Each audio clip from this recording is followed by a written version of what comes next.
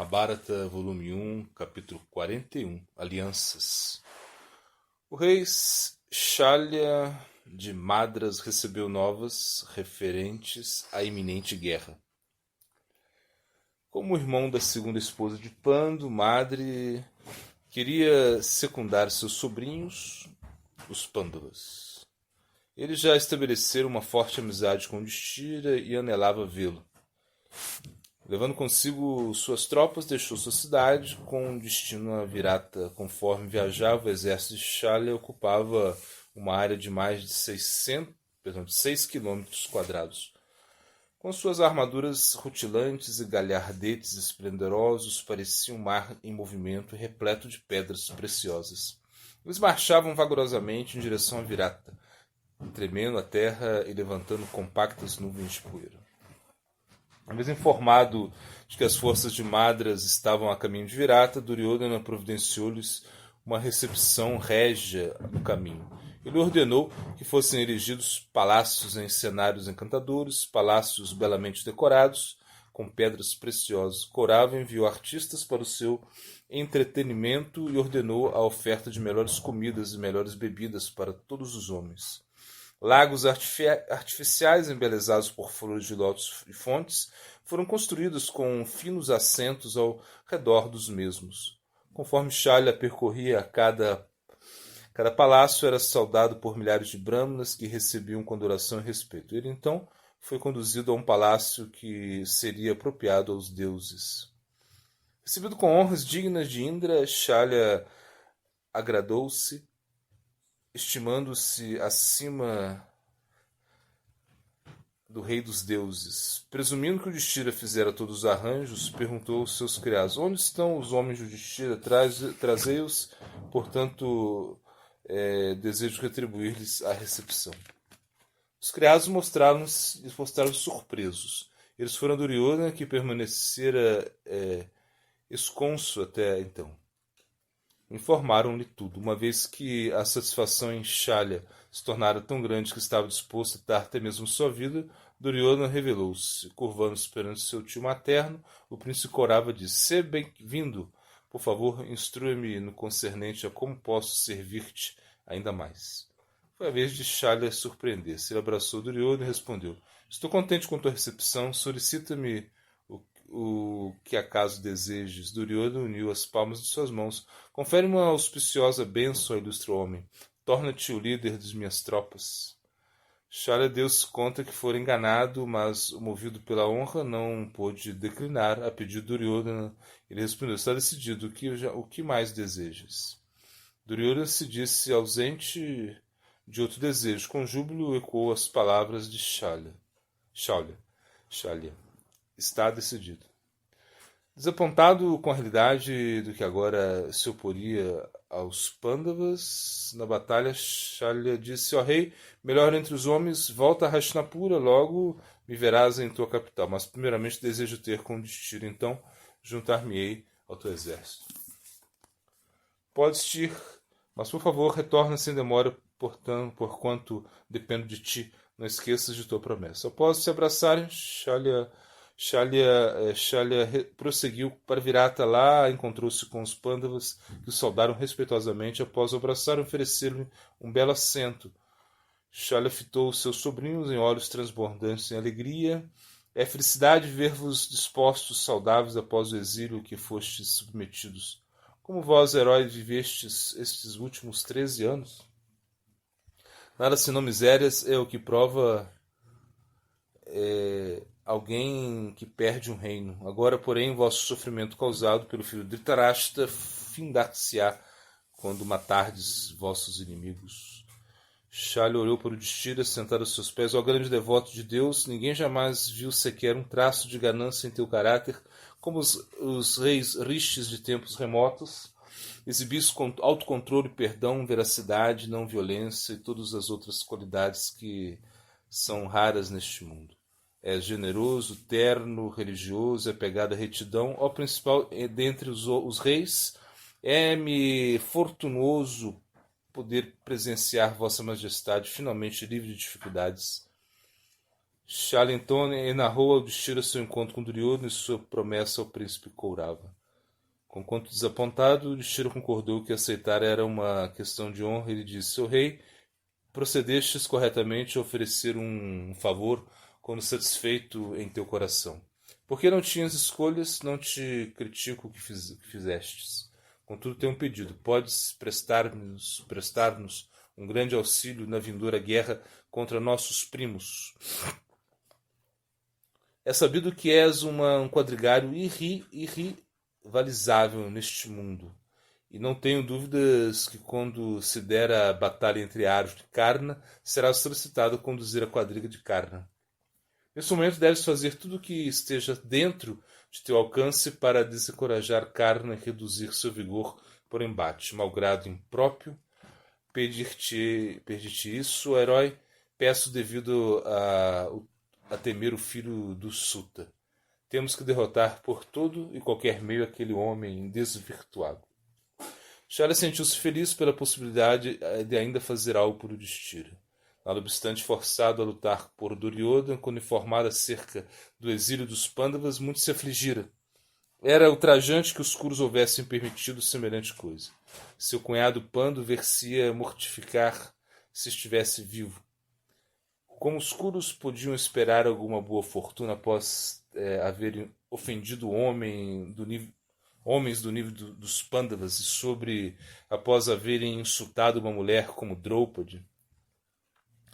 Shalya disse: Certamente procederei segundo me pede Vossa Majestade, homem de espírito nobre. Não duvido que Duryodhana ordena-me a conduzir a quadriga de Karna. Neste momento farei o que for necessário a fim de privá-lo de sua energia. Ó rei, todas as misérias em que Vossa Majestade foi atirado pelas mãos de Duryodhana e Karna logo suscitarão as felicidades de Vossa Majestade. Assim é o mundo, ó soberano. Vossa Majestade não deve se culpar, dado que tudo está sob o controle do destino supremo. É unicamente pelo arranjo do Senhor que se submetem a dificuldades grandes almas como Vossa Majestade. Mesmo os deuses eventualmente se veem forçados a sofrer e dizer que Indra, juntamente com sua esposa, já teve que suportar muito padecimento.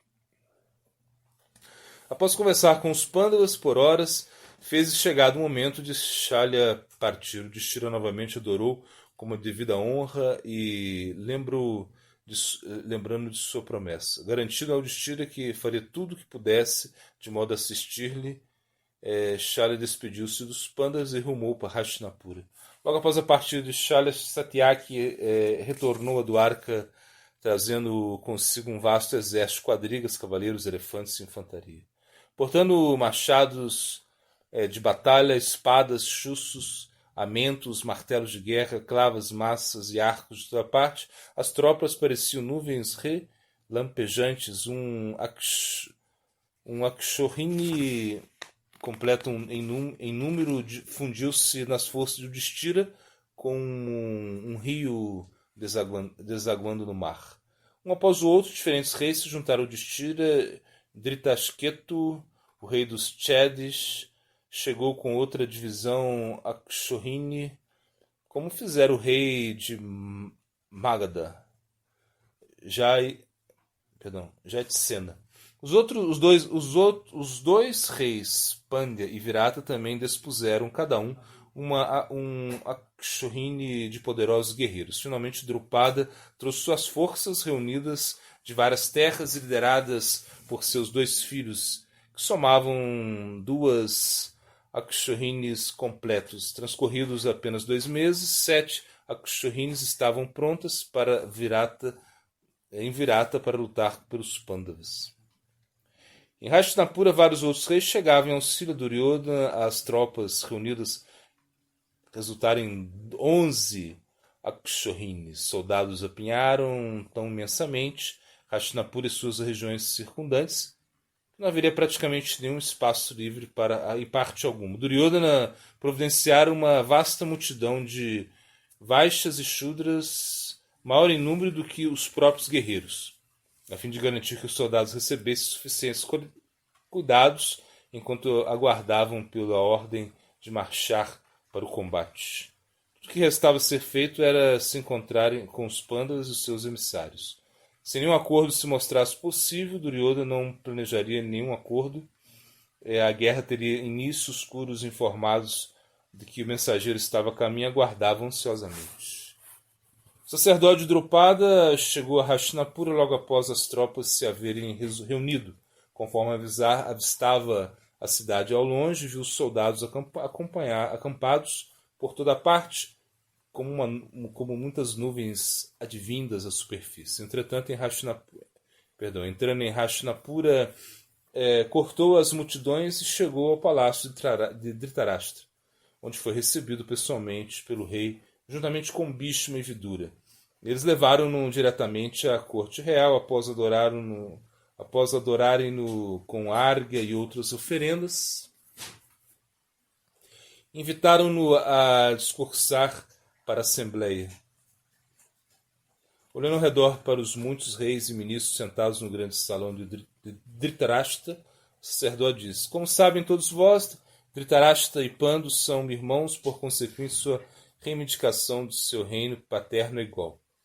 No pertinente a isso, não há dúvidas. No entanto, a despeito dos filhos de Dhritarashtra haverem herdado sua parte do reino, os Pandavas foi negada sua legítima parte. Os filhos de Dhritarashtra apossaram-se do reino e das riquezas dos Pandavas, os quais eles obtiveram de modo justo através da prática de retidão. Mesmo antes disso, os Kauravas tentaram matar seus honestos primos de diferentes formas, porque a duração da vida dos Pandavas ainda não expirou, os Kauravas fracassaram em seus esforços.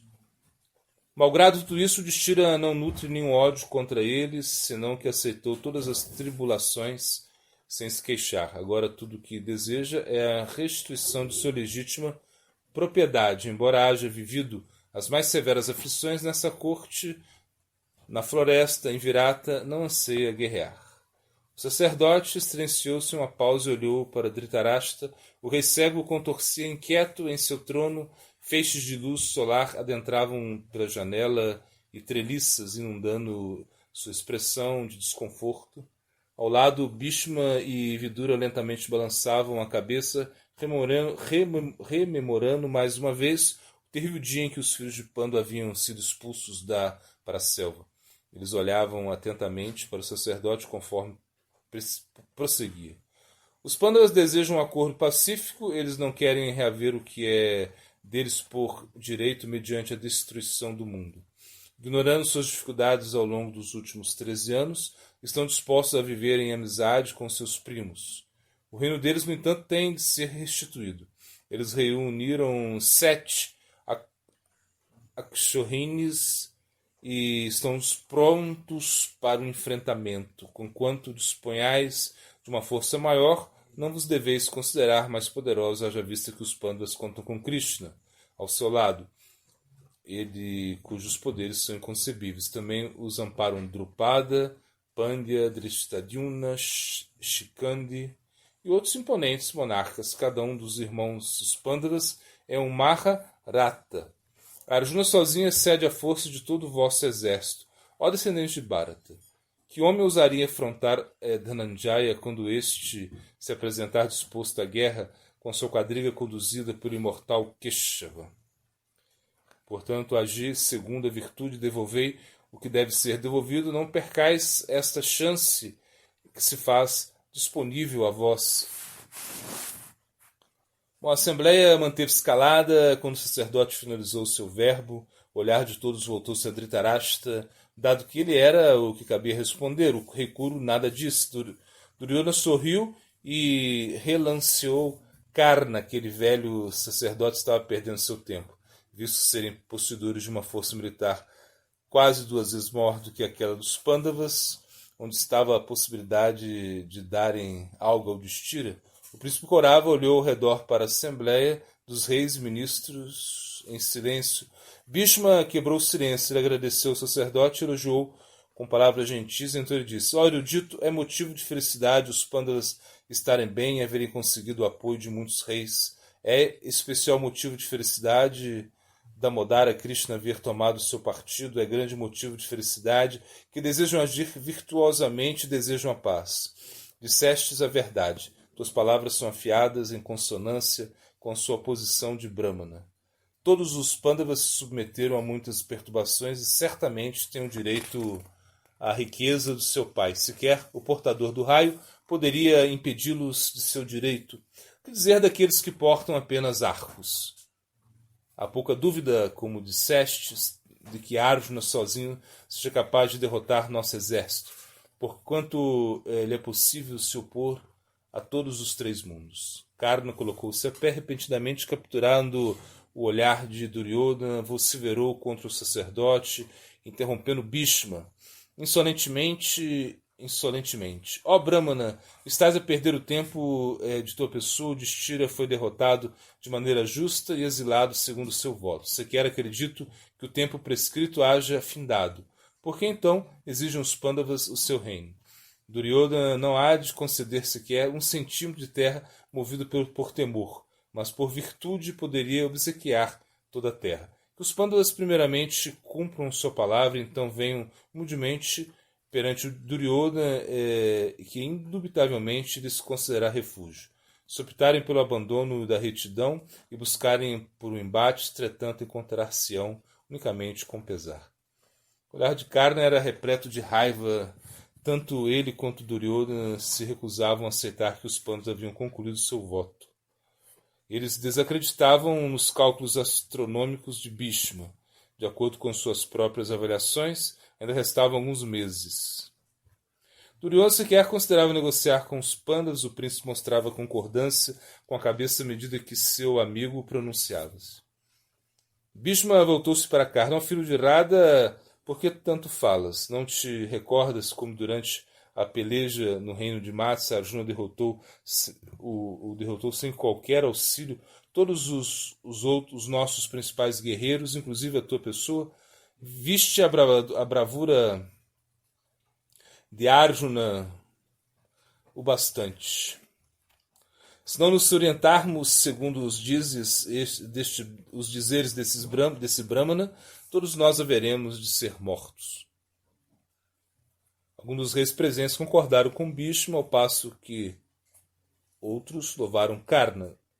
Diversas vozes a murmurarem se fizeram ouvir. Dhritarashtra ergueu sua mão exigindo silêncio.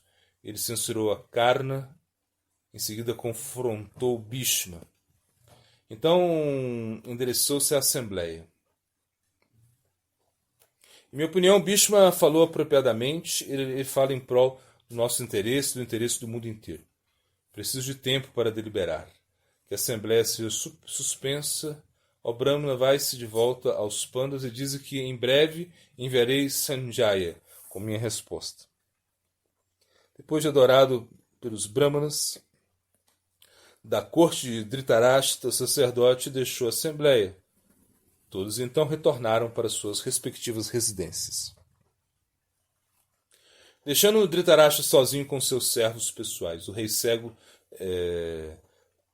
apertava suas próprias mãos. Não havia dúvidas que Bhishma pronunciara-se com sabedoria, como sempre fizera. Dhritarashtra não podia ignorar seu avaliar da situação, especialmente quando tal avaliação era compartilhada por Vidura, Drona e Kripa. Eles eram todos homens doutos e retos. Agora exoravam-lhes que controlasse Duryodhana e devolvesse o Yudhishthira ao seu reino. Contudo, quando quer que tentasse dirigir a palavra, seu filho sentia-se impotente. Contudo, quando quer que tentasse dirigir a palavra, seu filho sentia-se impotente, mesmo quando tentava insistir Duryodhana acerca da retidão. Rir era tudo o que fazia Duryodhana. A visão de probidade do príncipe não incluía justiça para os Pandavas. Parecia que a providência estava no controle e que estava conduzindo todos a um inevitável plano divino. Dhritarashtra suspirou e afrouxou suas pesadas vestes reais. Talvez devesse tomar medidas severas e castigar seu filho, ou até mesmo o aprisionar, mas sentia simplesmente incapaz. Tudo que via capaz de fazer era aconselhar o príncipe em relação ao que seria bom para o seu próprio bem. Depois disso, era ele, seu próprio destino, como escolheria agir. O Mahabharata, volume 1, capítulo 41, Alianças. O rei chamou por Sanjaya, uma vez que era inteligente e nutria afeição pelos Pandavas. Sanjaya seria certamente o melhor homem de ser-lhes enviado como um diplomata. Ele saberia o que dizer de modo a pacificá-los e talvez até mesmo seria capaz de impedir uma guerra. Sanjaya adentrou a sala e, após se haver anunciado, Dhritarashtra disse-lhe: Ó Sanjaya, os filhos de Pando agora residem em Virata. Por bondade, vai-se até eles e transmite-lhes meus sentimentos. Ó sapiente, jamais ouvi dizer de algum defeito. Perdão, ó sapiente, jamais ouvir dizer de algum defeito em tais homens. Mesmo agora, após tanto haverem sofrido em nossas mãos, permanecem amistosos para conosco. Eles agem somente a fim de obterem virtude e jamais são vitimados por ignorância, tolice ou preguiça. Tais heróis conquistaram seus sentidos e vivem apenas pelo benefício alheio. Eles não possuem nenhum outro inimigo senão meu tolíssimo e ininteligente filho Duryodhana e o ainda mais perverso Karna. Duryodhana é forte apenas no começo de seus esforços, porquanto é muito comprometido com autoindulgência. Não obstante, julga-se capaz de roubar dos Pandavas a cota que lhe é legítima. Quem poderia ter a esperança de triunfar sobre o Yudhishthira, Keshava, Arjuna, Bhima e os filhos gêmeos de Madri, Satyaki e outros grandes reis? Com efeito, Arjuna sozinho, com Krishna a conduzir a sua quadriga, pode submeter a si todos os três mundos. Suas flechas voam em nuvens, estrondeando como um raio e varrendo tudo o que cruze o seu caminho. Dhritarashtra pensara acerca da vindoura guerra vezes e mais vezes, sabia que as chances de vitória dos seus filhos eram nulas. Malgrado possuidores de um exército maior, isso não estorvaria a vitória dos Pandavas, haja vista a presença de Krishna ao seu lado. Dhritarashtra revelou seus temores a Sanjaya. Ninguém pode ter a esperança de conquistar Krishna e, devido a ser o melhor de todos os homens, o Senhor dos mundos, é sempre vitorioso. Com seu apoio, os Pandavas poderiam, estou certo, enfrentar a hoste celeste encabeçada por Indra e Mahadeva.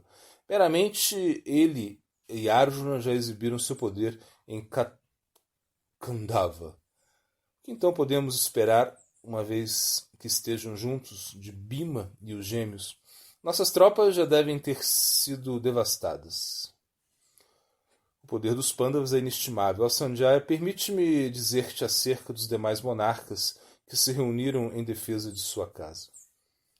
Dhritarashtra já tomara conhecimento por meio de seus espiões acerca da situação de Virata. Após nomear os reis apoiando os Pandavas, novamente voltou a discussão para Krishna.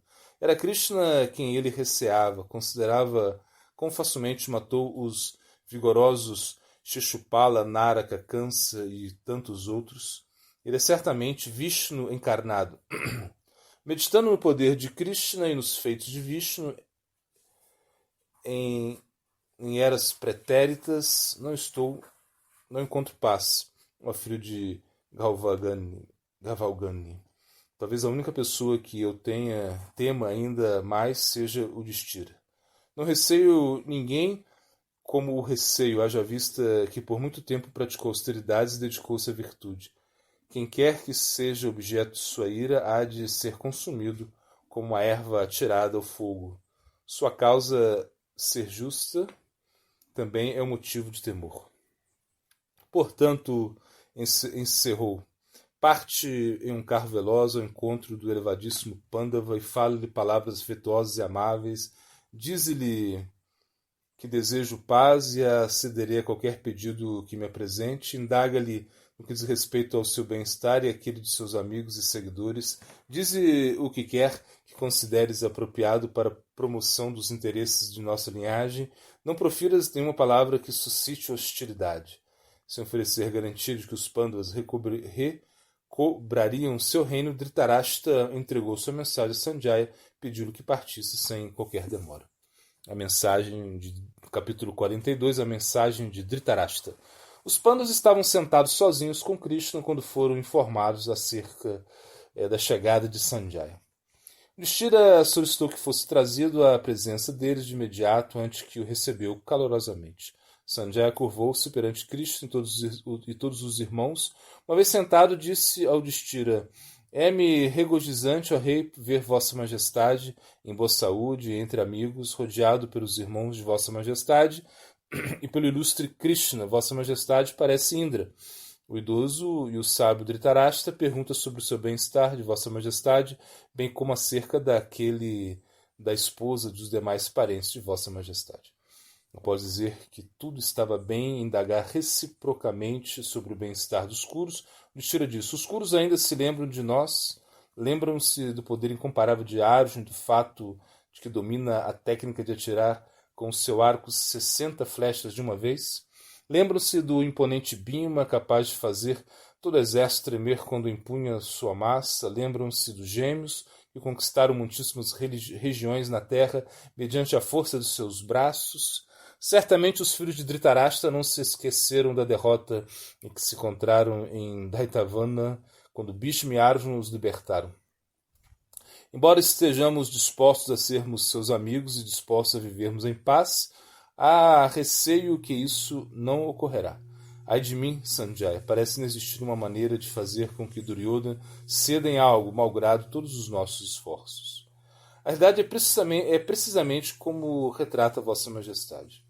Sanjaya respondeu eternecido: os Kurus estão bem e certamente se lembram de vós. Homens sábios e perversos sentam-se em roda de Duryodhana, mas este somente se permite inspirar com os perversos.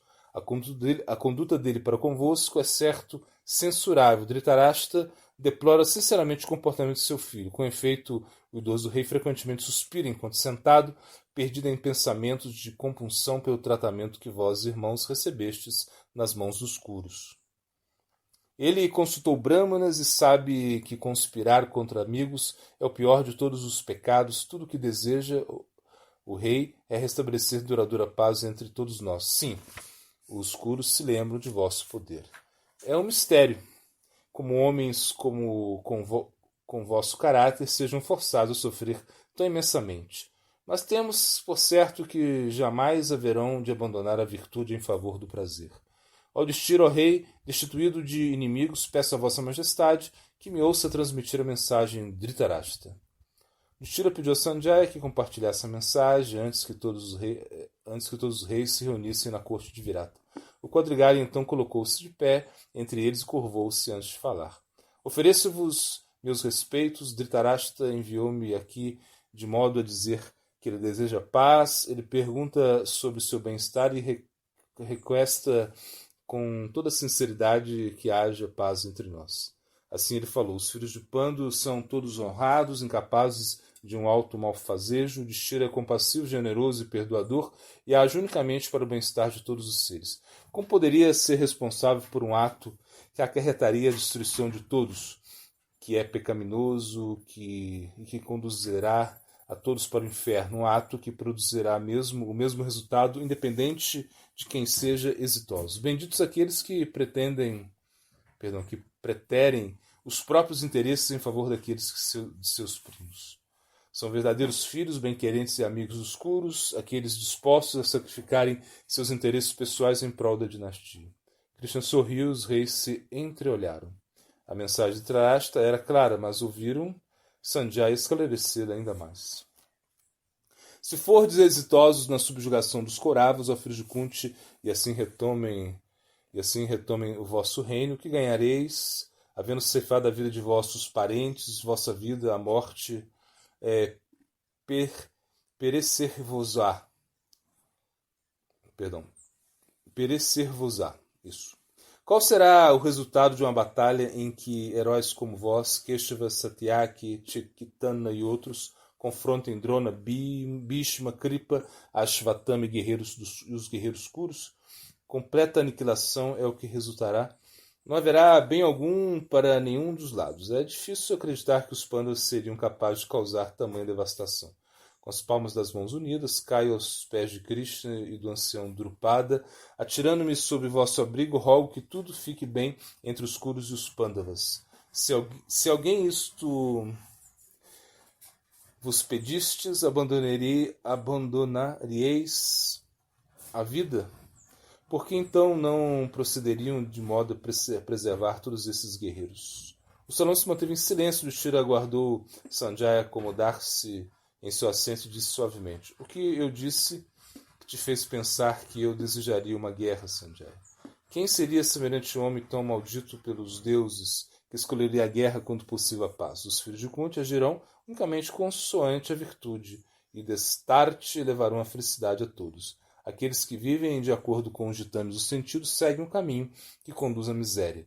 Livramo-nos do sofrimento somente quando estamos livres da ânsia por gratificar os nossos sentidos. Dhritarashtra e seus filhos tolos não compreendem esta verdade, daí procederem de modos que jamais convidam à felícia. Yudhishthira olhou para Krishna, que sorriu em aprovação. O Pandava levantou-se conforme prosseguia, aparecendo em suas vestes e ornamentos um galhar de arte dourado erguido em homenagem a Indra. Havendo aceitado o conselho de seu filho Nécido, que é malicioso e afeito ao pecado, o rei agora se lamenta, porque não deu atenção às palavras de Vidura, cujo desejo sempre foi exclusivamente o bem-estar dos Kurus. A fim de obter prestígio para si, Duryodhana anela desfazer o prestígio alheio. Ele é invejoso, irado, altivo, odioso e cheio de luxúria. Dhritarashtra, a despeito de saber o que fez seu filho, insiste em segui-lo, desertando tanto a retidão quanto o prazer. Não lhe é possível manter por muito tempo em sua posse suas conquistas ilegítimas, embora anseie por infindável prosperidade.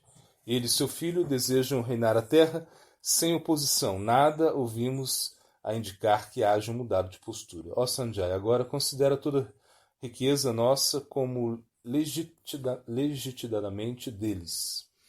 Yudhishthira indicou os reis que se encontravam sentados em um círculo no salão. Esses monarcas sabem como nosso rei tornou-se posse de Duryodhana.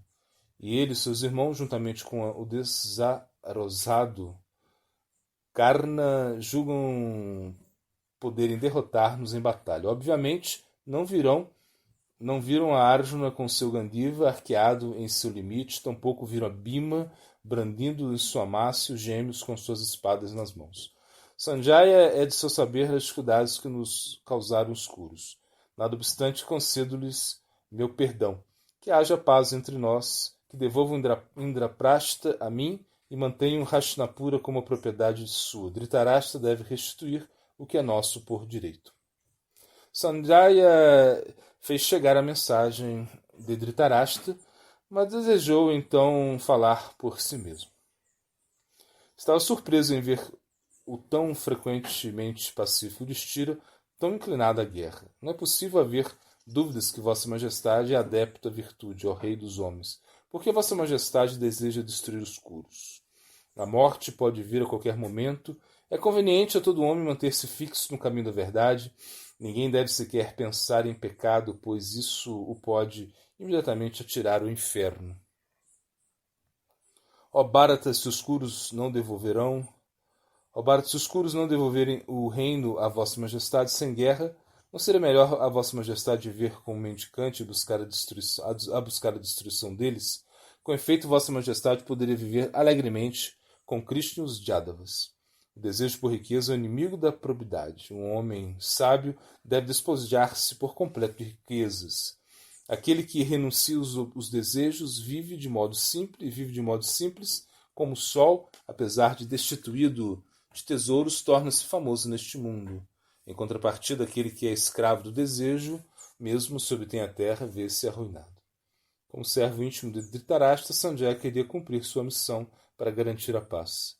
Ele sabia que os Kauravas não poderiam vencer uma guerra, mas também questionava as motivações de Yudhishthira. Sanjaya era discípulo espiritual de Vyasadeva e havia recebido muitas instruções do Rishi. Parecia-lhe que o Yudhishthira estava se permitindo ser subjugado por desejos materiais, sem considerar que seriam seus interesses espirituais. Sanjaya manteve respeitoso o tom de seu discursar ao filho de Pritha. Vossa Majestade estudou todos os Vedas e dedicou-se às práticas ascéticas. Vossa Majestade tem um controle sobre a mente, os sentidos e é dedicado à feitura de sacrifícios e caridade. Por que agora Vossa Majestade se permite a ira?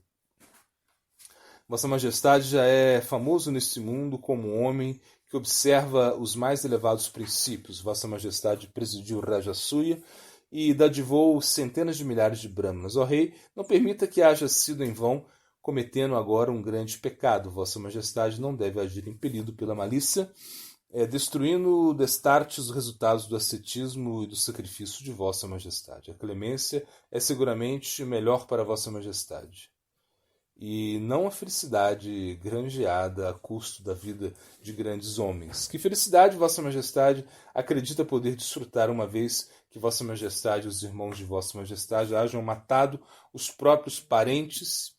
Mesmo após haver obtido a terra, Vossa Majestade terá de colher os frutos das boas e más ações de Vossa Majestade. Felicidade e aflição far-se-ão sentir-se no devido curso, e no fim, Vossa Majestade encontrar-se-á com a decrepidez e a morte. Ó herói, ciente de tudo isso, Vossa Majestade não deve lutar.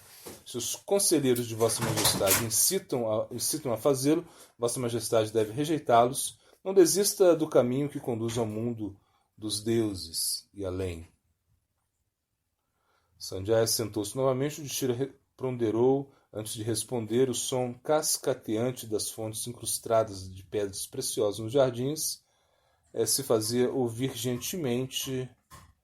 Sinos de templos badalavam ao longe, incenso fragante queimava pelo chão. Os reis aguardavam o Yudhishthira.